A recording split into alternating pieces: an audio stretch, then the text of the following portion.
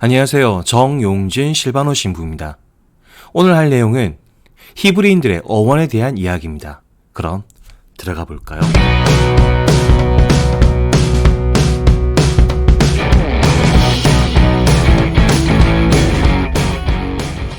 히브리인들의 어원.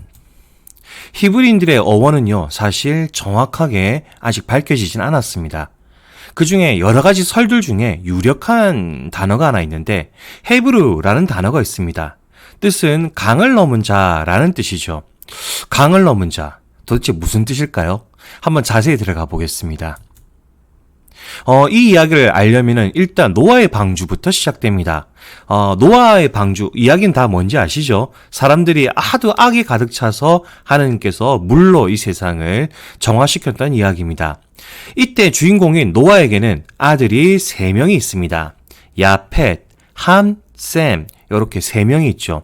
이 아들들은 각각의 장소에 자리를 잡는데 야펫은 그리스 쪽의 조상이 되었다라고 합니다.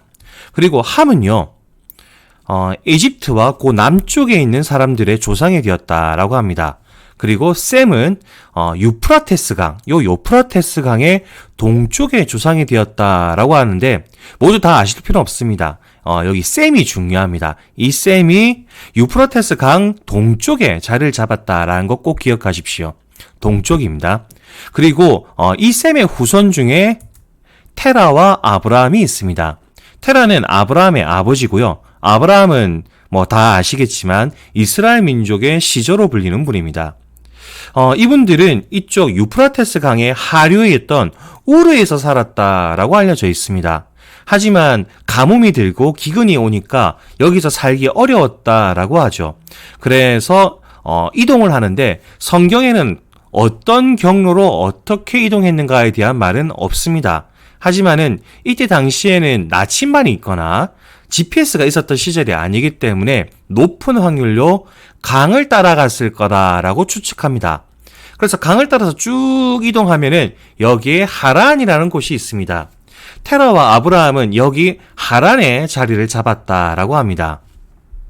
그리고 이 하란이란 곳에서 그 유명한 아브라함의 응답이 있죠. 하느님께서 아브라함을 부르십니다. 하느님께서 내 고향과 친족과 아버지의 집을 떠나 내가 너에게 보여줄 땅으로 가거라 라고 말씀하십니다. 그리고 아브라함은 이 말씀에 응답하죠. 그래서 이동을 하는데 아까도 말씀드렸듯이 당시에는 나침반이라든지 GPS라든지 그런 게 있던 시절이 아니기 때문에 자연지물을 따라서 이동했을 확률이 높습니다. 여기 산맥이 있으니까 이렇게 서쪽으로 이동하고 난 다음에 바다를 따라서 남쪽으로 이렇게 이동했을 확률이 꽤 높습니다. 그리고 도착한 장소가 스켐입니다. 지금 지도에는 제가 표시를 할 때는 조금 더 이쪽 서쪽에다 표시를 했는데 무언가 좀 어그러진 것 같습니다. 스켐이라는 장소에 도착해서 하느님께 제사를 드립니다. 그 다음 베텔도 원래 여기에다 표시를 해놨는데 베텔에서도 하느님께 제사를 지냈다라고 합니다. 그리고 최종적으로는 이집트에 가까운 요 네켐이라는 지역에 아브라함은 정착하게 됩니다. 그리고 성경의 어떤 기록들을 좀 보면은 기근이 들면은 아브라함이 요쪽에 이집트로 쪽으로 이동을 해가지고 먹을 것도 좀 구하고 필요한 물건도 판매하고 그렇게 생활했던 것 같습니다. 근데 여기서 재밌는 점이 뭐냐면요. 이집트에는 문헌이 있죠. 거기에는 문자가 발달했던 곳이니까 그 이집트의 문헌을 보면은 이런 동선을 보여줬던 사람들이 사실은 많았던 것 같습니다. 유목민들과 반유목민들 중에 이런 동선으로 이집트 근처로 이사를 온 사람들이 많았고 그 사람들 중에 기근이 들면은 이집트로 이동해가지고 여러 가지 했던 사람들이 많이 있었던 것 같습니다. 그때마다 이제 이집트 사람들 입장에서는 이렇게 되는 것이죠. 가뭄만 되면은 몰려드는 사람들, 이런 사람들을 보면서 이집트인들이 보기에는 불편했을 거 아니겠습니까? 그래서 그 사람들을 헤브루라고 불렀습니다. 강을 넘은 자. 하지만은 이 말이 결코 예쁜 말은 아닙니다.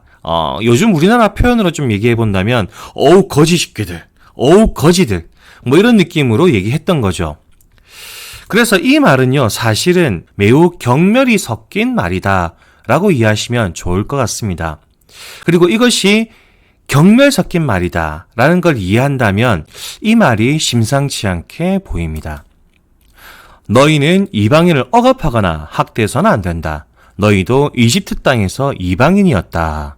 이 말은요, 하느님께서 이스라엘 민족에게 주셨던 율법입니다. 그 율법 안에 들어있는 말씀인데, 이스라엘 민족들도 거지였고 어떤 힘든 생활을 해봤기 때문에 하느님이 주실 수 있었던 율법이죠. 그런데 우리는 잘 알고 있죠. 그들은 서러움을 알았기 때문에 독하게 살았습니다.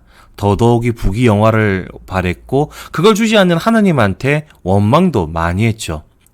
그런 의미에서 이런 말씀을 한번 드려볼 수 있을 것 같습니다. 강의를 마치면서 여러분들은 서러워 본 적이 있으십니까?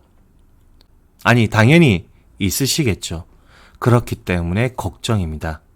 부디 내가 어려워봤기 때문에 남을 도와줄 수 있고 내가 어려워봤기 때문에 남을 사랑할 수 있는 우리들이 되었으면 좋겠습니다. 부디 이스라엘 민족들이 걸었던 것처럼 서러워봤기 때문에 남들에게 독해지는 모습은 아니었으면 좋겠습니다.